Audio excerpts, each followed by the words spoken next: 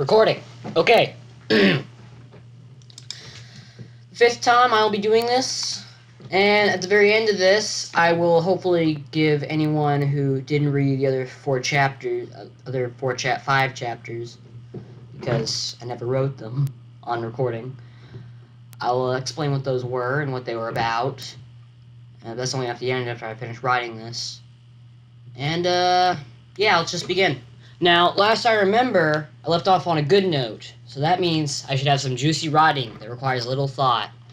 And with juice comes meatloaf. Alright, let's begin some Moonlight Sonata, because I'm in the mood for a real kind of chill vibe today. Just quiet, really. And we begin.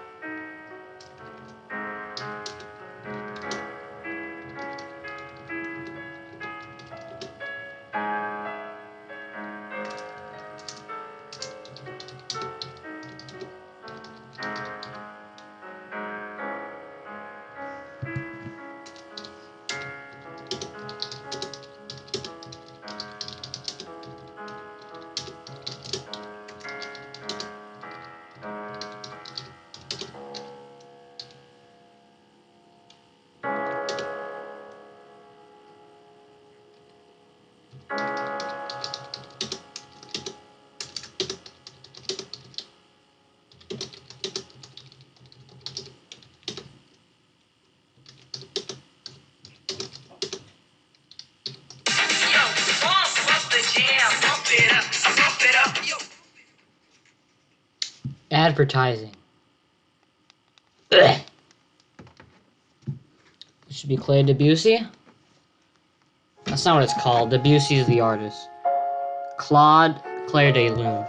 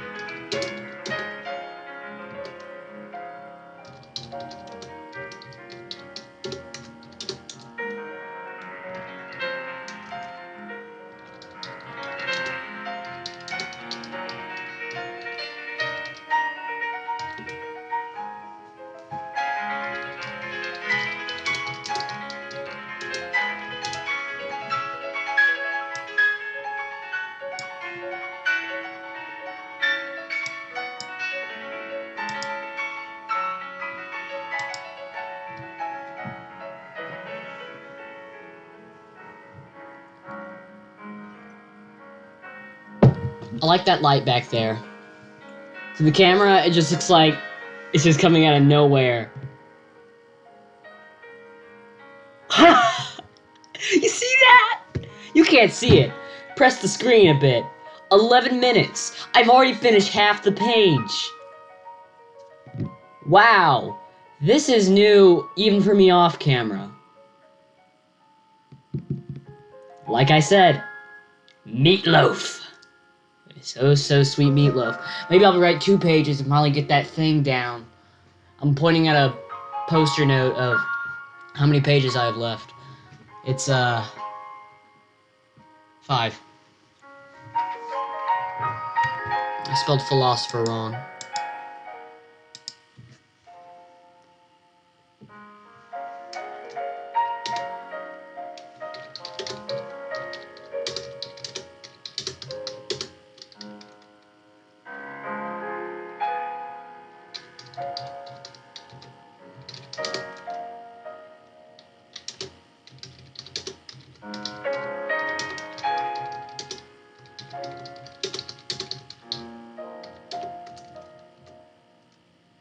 Why would he dare that?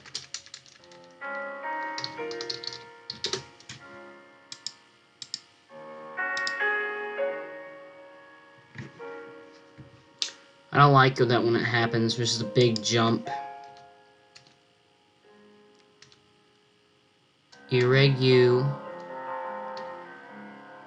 Regular. Itchy.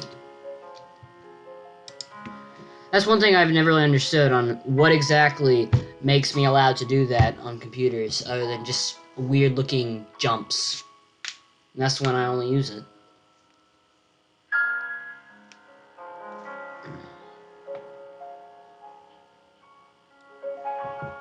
Oy.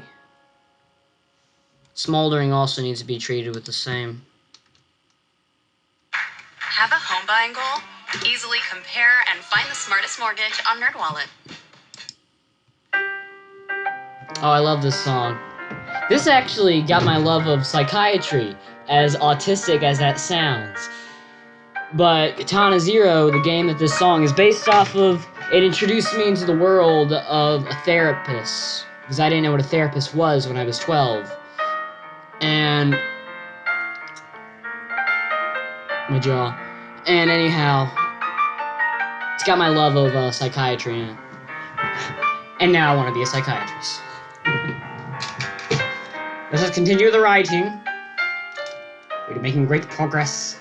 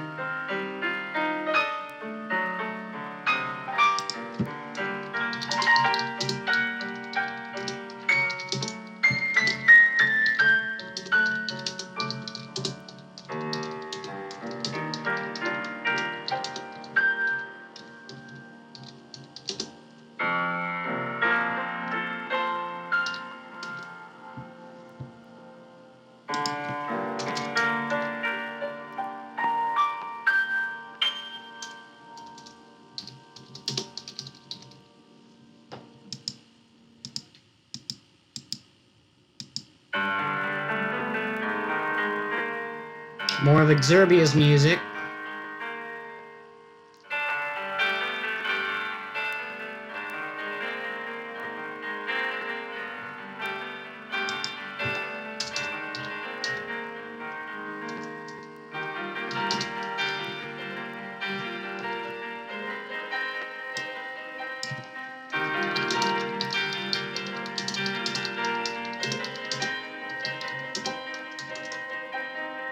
This is a habit I have. I have a habit of writing what the characters are supposed to be doing. Show don't tell us what they say. I didn't learn that today. I've known that. I keep on this good. Alfred then continued to think of the meandering of narcissistic something. Blah, blah, blah, blah, blah. My point is, I should make him think of the entourages. Of the big bassoons and elephants trotting around the place, celebrating the name Alfred. Alfred. Alfred Lennon, I think that is that name. Let's actually see what his name is. I know I had it somewhere in one of his little chapter 4, maybe? Yes, it was at the end of chapter... So at the beginning of chapter... I'll find it.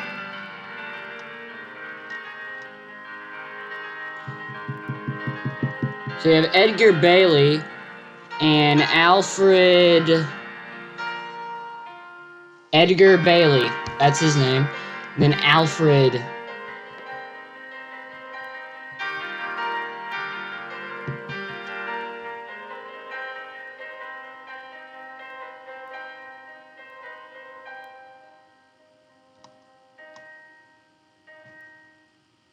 Emmett Lovern. There we go.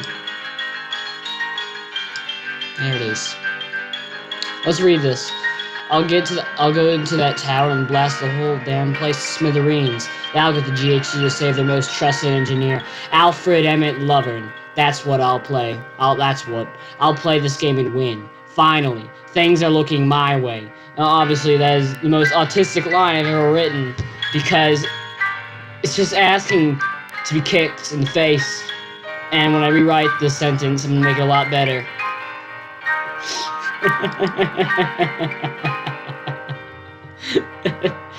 I still like the monologue. Although, of course, I was talking in monotone. Oh, this is the best part of the song. No, it's not. Sorry. I'm singing a different part.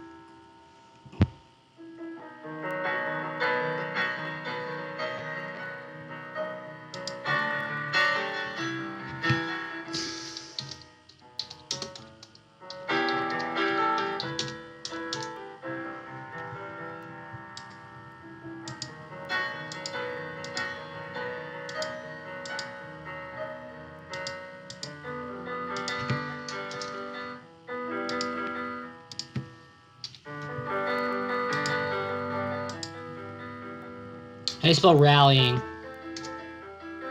Rallying. Yeah.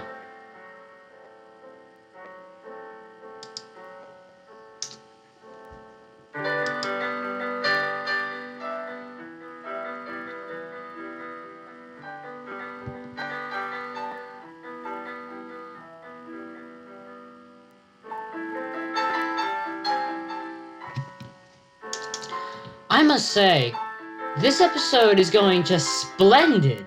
Just brilliant. Unfortunately, I won't be able to do any of those because of my schedule matters of me only be able to do 2 pages in summer, and that is when I'll tackle those things since I'll have more free time, and sleep is very important to Leah Cargrove. But anyhow, we're coming to the end real fast, which is unexpected. So, pause. Unpause. Time to begin writing again. Now this is the more puzzling answer. Question. Do I want him to have a dream? Because overall his day was fairly simple. Conversation, triumphantness. Conversation, triumphantness. Nothing else. I suppose it would make perfect sense for just him to dream of what he's thinking, but that might as well be equivalent to just having no dream. So...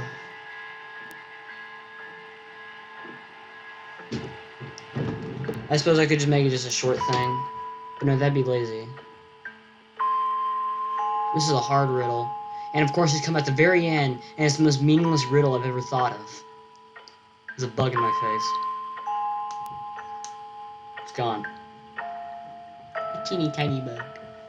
Teeny tiny little bug. Teeny tiny little bug. This big, this little bug. We'll see how big the camera is. This is how big the bug was. Little tiny bug.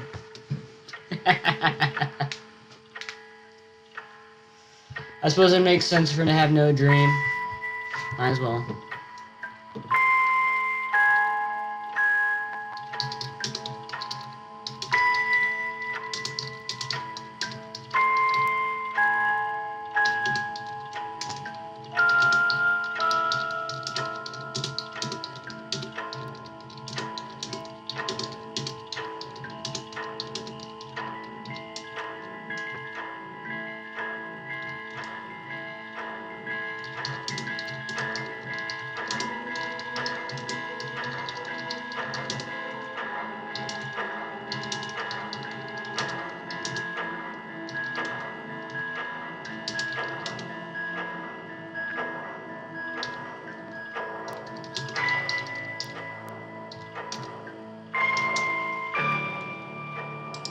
Wait, Melody!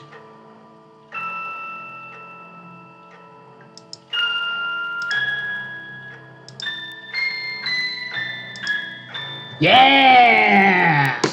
And we finished it. This day, shortest and best. I can say that without a doubt. Now, I promised you I would, so let's go ahead and do that. So, we're gonna pause because we're just gonna be talking for a bit. And for anyone who's asking, like Gabe McClellan in the comments, I will explain what this story is about. So, Planet Without Memory, not its name, as I said, just the section. Anyway, Alfred crash lands on a mysterious planet because of mysterious circumstances. Okay? He gets there with a black elixir that allows him to... Essentially, the black elixir is like, just cryo freeze. You're frozen in, like, ice, and you're just alive. And he's just floating around in a pod, a little box. Eventually, he gets caught in the gravitational pull of a planet. That's why it's called rotational travel, because you get caught in a planet's rotation. Anyway, and essentially he crash lands onto it. He awakens from the black elixir, which is essentially it's like peanut butter, but extraordinarily hard. So it's like dark chocolate. Yeah, it's like dark chocolate. Anyway, he awakens from his slumber, and now he's... Yeah, I like this part. He was awake, completely awake. That's how I open up his first, lines on the planet. It's good. Anyway, he travels through. He's away from his original pod. Now he was just traveling through the sky as a statue, because that's how hard the brittle stuff is. So he's looking for it, and he finds these cool-looking spires where he crashed. He's like, there's a whole bunch of spires, not just one. The one spire that we were talking about earlier is Spire 1. That's what it said in that little code there. Spire 1, if you caught on. Anyway, Spire 1 is just like the hub zone. All the other spires, they're just regular. Just tall green spires. Not as tall as the big spire, but pretty tall. Anyhow, he finds himself right next to one. He presses himself about the wall, thinks it's cool. That's just a bit of anticipation for the future. Anyway, he travels through it, eventually following the smoke. Black smoke, yeah. He follows the smoke in the air and finds his pod, crash lands, takes a few supplies in it. It's becoming dusk already. Or, not dusk, but, night. And so he sleeps in there. He awakens, he travels through the forest, which is, right next by the pod. And he comes across this green stone in the middle of the forest. Like, he doesn't know, like, what's this big green stone? It's like an emerald, but he gets up closer to the stone, and he notices now that it flashes. It flashes the closer he gets to it. And as he is about to touch it, he hears a voice that says,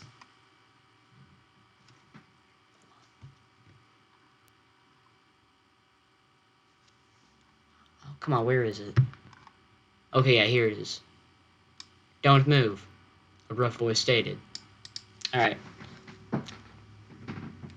Anyway, he's like, don't hurt me, please, please. And a whole bunch of apes come towards him holding spears on I don't really know why they're out there. I'll come up with that when I'm rewriting the script or book, but just take for granted that they're just scouts or something. And they're there, and they welcome him, but they still want him to come in. Like, forget I said that. All right. So the apes, they go towards him in a group, and like one big one, like he says, "You come with us," but not like that, but simpler. Then eventually, Alfred, I think he trips or something. No, he backs up because of how scary the sight is. Because Alfred in this story, humans have never seen apes, never seen monkeys. So he's like scared, like, what's this thing? It doesn't look like me, but hairy. And he walks past and he lands on the stone, and then the stone starts beeping, and so the monkey, the big one, he yells,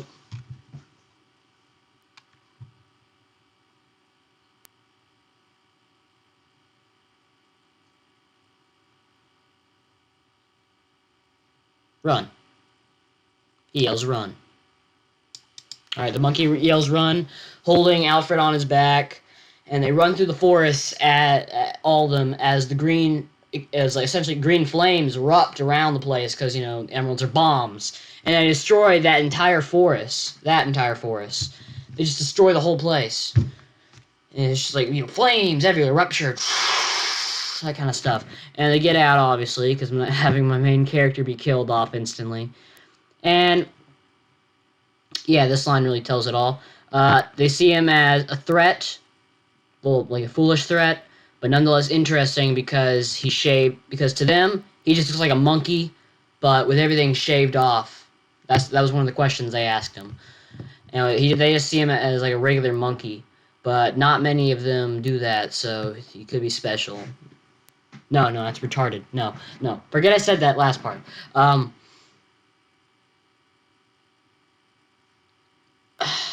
forgot what I was going to say. No, don't lose the train of thought. I need to explain this to my people. My trollers. My viewers. My people. They take in Alfred because they think he's a monkey, and he accidentally just set off that storm, and now he just says that this robot's going to come towards them and kill them all, and I'll see that diplomacy ends your terror, whatever you are. You will see the harshest extent to the law. I wrote that sometime during March, when I barely had an even idea where the project going. When I wrote this line, I thought that Alfred would be a veteran of a war that was fought on this planet. That's what I thought. That's what I envisioned. Now it's changed to something else entirely, but I'm not spoiling. Anyhow, they take him in, and they take him to the village, and the village is... Well, let me go to the description of the village. Oceans upon oceans of small houses carved with architecture that Alfred never imagined society could create. Perfectly still-looking oak and wood with outside pillars filled with detail and care from the artist that had designed them. Everything looked of beauty and regality, and everything was important. Beside the houses lived individual sets of farms, soaking with black soil, creating large dark points within the clusters of bright yellow grass. Something like that. Filler village with cool architecture, essentially. Of course, there's a lot of things that need to be fixed, but that'll be for the rewrite. Anyway, they come across. They essentially bring them to this council because they're the judges essentially, and the council are the leaders of this society since it's a fresh one. It's a fresh society. Let me yeah, here it is. For us is of little concern, the judge to the left spoke. What really matters is who you are. The judge to the right spoke. Creature, what do you call yourself? My name is Alfred. The judge to the left. No, your species name. I'm gonna put a question mark here, since it's a peculiar question. I'm not really sure what I was thinking when I wrote the judges in. I think I just wanted something. When the judges was in, I really had no clue where the project was going. I only understood where the project was going when I made him run away, which you'll see later. Anyway, he tells him, Homo sapien, because human. And the judge is like, by the gods! Well, they don't say gods because... Anyway. What? I remembered that name. Edgar was a Homo sapien. We are... P. troglodytes. We are what Edgar called P. troglodytes. Sometimes called us primates, originally monkeys, but then he just called us chimpanzees. He told us that his kind, Homo sapien, or human. That reminds me, how did you arrive on our planet? My pod crashed, but I don't remember anything more. Essentially, Alfred fills him in on how he got here, but he has no clue on how he got there in the first place. Or what caused him to get here, I mean.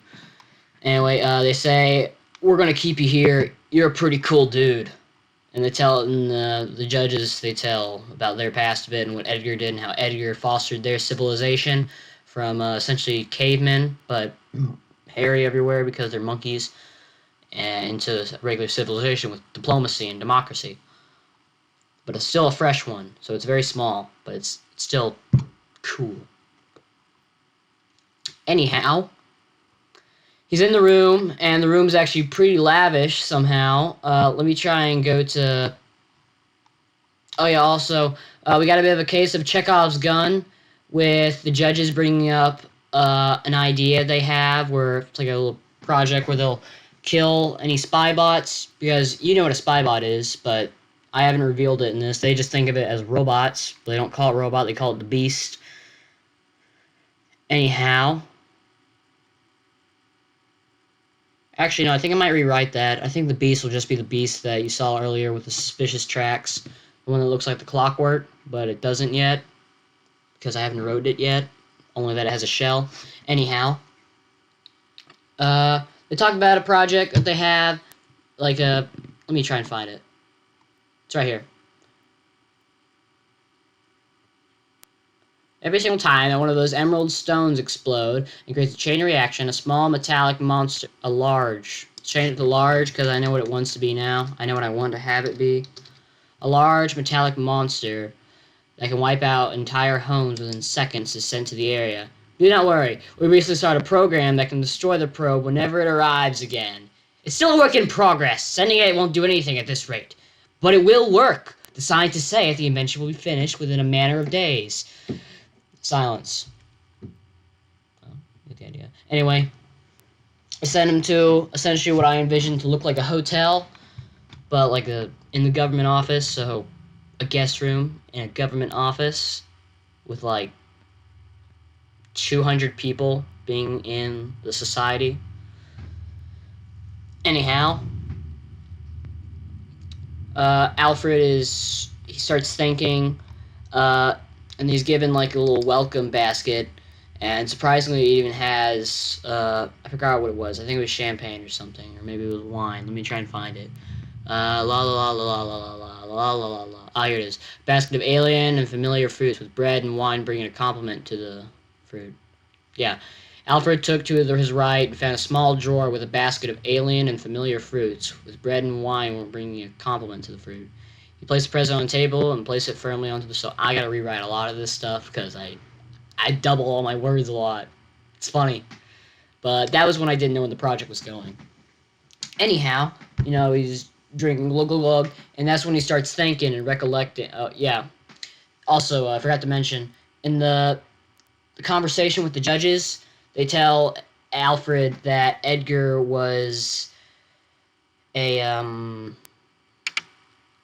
traitor to the GHD. Well, not specifically like that. They say like GHD was after him or something, and he's like reminiscing on that moment. So he's like saying like, "Who is Edgar?" Alfred thought. Some new distant figure that controlled and supplied an entire civilization, and then fled to darkness.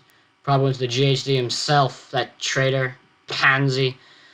Isn't guilt such a funny thing? He said. Alfred was now slurring his words. Loud bollocks, apes, and traitors. I could have them all executed if I wanted. I'm one of the GHD's best engineers. Like they would ever conspire with their own people. The whole lot of them, hundreds of hairy corpses of creatures unimaginably similar to us, and with nothing but traitorous thoughts brewed into the very mind.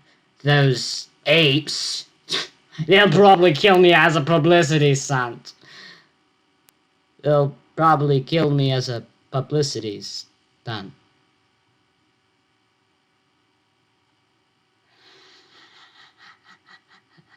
I love this line. They're gonna kill me as a publicity stunt. Anyway, now he's escaped through one of the windowsills, and he's like going through the darkness, and he escapes the village. It's pretty uneventful then. Rests by a tree, gets up, continues his trail, and eventually, as he reaches the end of his trail, he uncovers a river with no water in it, and just filled with emerald stones. The ones from earlier, and he has to get across it. And it's pretty simple. It feels almost like it was recorded as an episode on a TV show. It's extraordinarily simple, and I don't know why I wrote it in. Maybe I'll rewrite it. Maybe I'll give it a Chekhov's gun. Maybe I'll use it for something a bit drastic in the future. I'm sure people with two brains can understand, but I don't think many people would even be watching this. Anyhow, he gets past that eventually, and that's when he finds the camp from earlier. And, he sleeps in the camp, looking through a few things at first. Looking for a radio, mainly, so he can contact the GHD. But he doesn't find a radio, because it's all, like, weak technology. It's all, like, stuff... It's all stuff that would be, like, in World War II. Like, it looks like stuff that would be in World War II. Like, it's got bayonets and whatnot. But anyhow, he goes to sleep, and then he wakes up. This is the good part. I'm trying to find the part where it says it. I know it's great. Ooh, baby. It's coming soon. Oh, yeah, his dream. He's dreaming of him exploring through and finding, like, large statues of giant monkeys, and the giant stone monkey points to him as blood seeks out through from it. But it's not actually black blood. It's actually a bunch of monkeys coming out from its sockets, ears, and whatnot, and the monkeys eventually get him and tear him to shreds. It's a dream, alright? But anyhow, Alfred awoke suddenly from his dream, soaked with sweat. He fumbled out of the bed as if he might were on Aslo, and was met with a gun to the chest. That's gotta be one of the most dramatic lines I've ever written, because of how just simple it is, and how... It's so simple, and I love that line. Figure stood in front of Alfred, now, of relatively short stature, wearing a black cloak and a Spanish-oriented hat. Who are you? The figure spoke. Who are you? I'm asking the questions, I'm not very good at delivering these lines, but I had it in my head, and I'm sure I could rewrite it to be more dramatic or better. Anyhow, yeah, he's met with a gun to the face. Eventually, he puts the gun down, and he welcomes him. But he just says that you should probably stay here for a bit. I have some work to do. And that's when he goes to start up, like, going into the tower and killing that robot from earlier. But Alfred's pretty arrogant for him being him. Because, he chases after the traitor at one point. I remember him. Yeah, here it is. Alfred asked a few questions. Edgar asked questions about who he is. Alfred asks, Alfred began to muster even more rage and malice for this traitor. Destroy an entire civilization? Alfred almost began to laugh, snickering at notation aloud. The dam eventually gave way. Destroy its entire civilization and then create a new one? That's the best joke I've heard this entire time being here. It was not a joke. Edgar stood straight now and left the room, now boring tent. I can't read this very good, but I'm sure you could. Wait! I want to hear more from this quip. Get back here. Alfred grabbed his bag and caught up with Edgar. So, did they kill with a switchblade or a laser beam? Wait, I know. 2 bare arms and a drunken man. Close, Edgar thought. He walked in silence.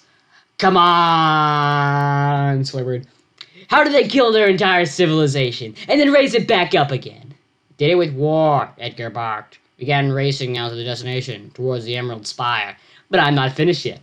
I still want to know how you mind-controlled an entire race of monsters to your bidding, he said with a wide grin over his face. Alfred's mind, now once again, had been brought through a whirlpool of emotions and sensations. Except this time, he would be the victor of wits and power. He didn't even care that Alfred had a rifle. He didn't have a killer in his burnt eyes. His eyes have scars on them. That's why it says burnt. Because his eyes looked like they were burnt. They may be, I have work to do. I'm not going to yell this, but I'm sure you could imagine this from what they sound like. I envision them as sounding English.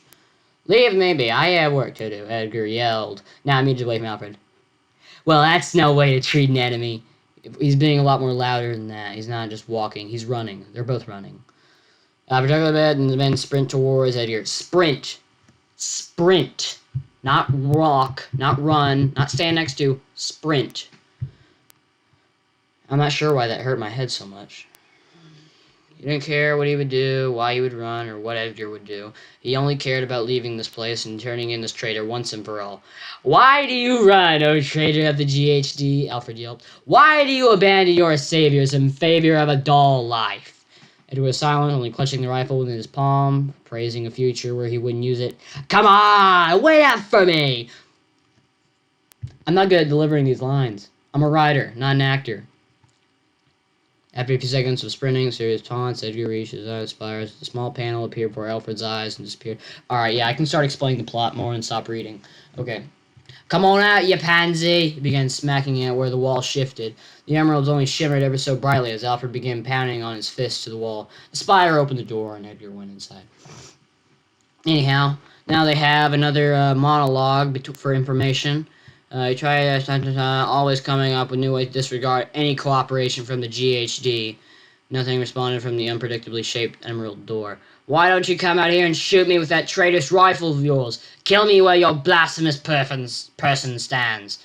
Edgar only frivolously clenched harder on the rifle behind the titanic door, silence sweeping the exchange. Come on out of this, whatever this is, and face me like a man, Alfred roared. I'm not good at delivering these. Please go away, Edgar yelled. I'm just going to read this in a monotone voice. That works better. There you go, getting angry, just like you traitors do. Anarchists, a lot of you. Silence once again swept through the conversation. Where'd your tenacity go? Alfred began to laugh. Was that all you had? Please just leave, Edgar yelled again. Bollocks. A pause. Alfred began to breathe heavily, taking in all the situation. Look, you not just want to hear me out? Edgar yelled. Alfred was too exhausted now to care about arguing at this point. Sure, Edgar let out. Okay, but you have to let me out of the spire. Not a chance, traitorous rifleman. Edgar, you hear grumbling from inside the spire, and monologue. They talk about evidence for why this planet, how he knows that the GHD wiped out their entire civilization. Something, planet formations, different elevations, or mountain ranges of records from the past. Yeah. And Alfred doesn't believe it, obviously, because, he loves the GHD. Anyhow, they eventually come to an understanding at some point. I don't remember. Alright, Alfred said, oh yeah, here it is. Okay, let me try and find it. May I come outside now? Alfred took in a deep breath, now too tired to hurt and maul at the traitor. Sure. Alfred heard the sound of beeping and then the departure of the emerald door. Lied beyond it was a black-cloaked figure with burnt face and strange-looking monocle and Spanish hat. Now you can regard me at the same degree of those savage traders and their violent reasons for protests, but know that I am not one of them, nor are the chimps. Alfred stood in silence for a moment and then said, "Yeah, sure," unsure of anything. I was supposed to be the victor of this battle of wits, Alfred thought. Okay, Edgar sat down carefully. Now, I know that you don't trust me, enough so for you to take my rifle at notice's moment, but I have work to do today. I need to go back into this Emerald Tower and do something. All right, Alfred said begrudgingly. I'll be back within an hour. Shouldn't take me very long. All right? Edgar said as one might to a child. Sure. Anyway, Edgar goes back. Oh, my eyes. Edgar goes back into the tower, doing whatever he needs to do. And Alfred gets this concocted idea of not trusting him and scaling the wall with some of the supplies in one of the tents. I think that might have been a little weird, but I'm sure I could justify it in the future when I'm rewriting some of this stuff. Anyway, he gets in the ventilation system, climbs down, sees Alfred. There's a good monologue in it where like he's debating on whether or not he should shoot him. But then Alfred comes to the realization that, oh wait, this guy must be insane. I can't kill an insane person. That'd be against the code. Something like that. I'll turn him in or when he becomes too violent or something.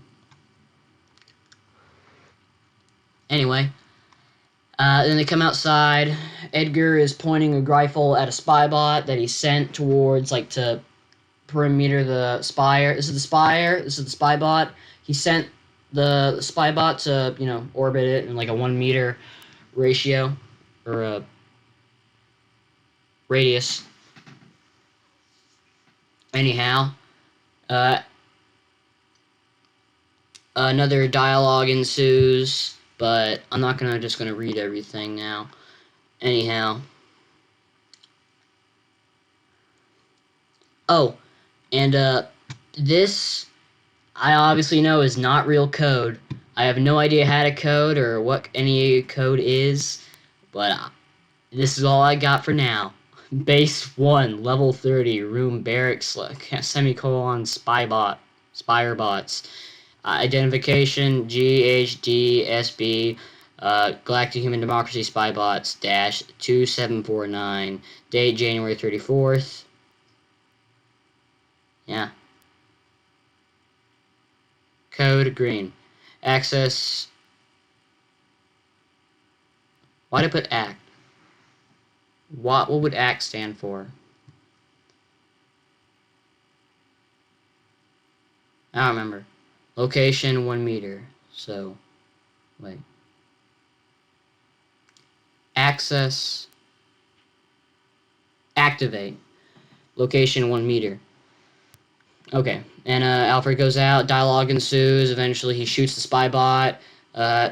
Edgar says, "Hey, why don't you come on and just go to my place? It'll be just fine. I'll send you on. I'll figure out a way to get you off the planet."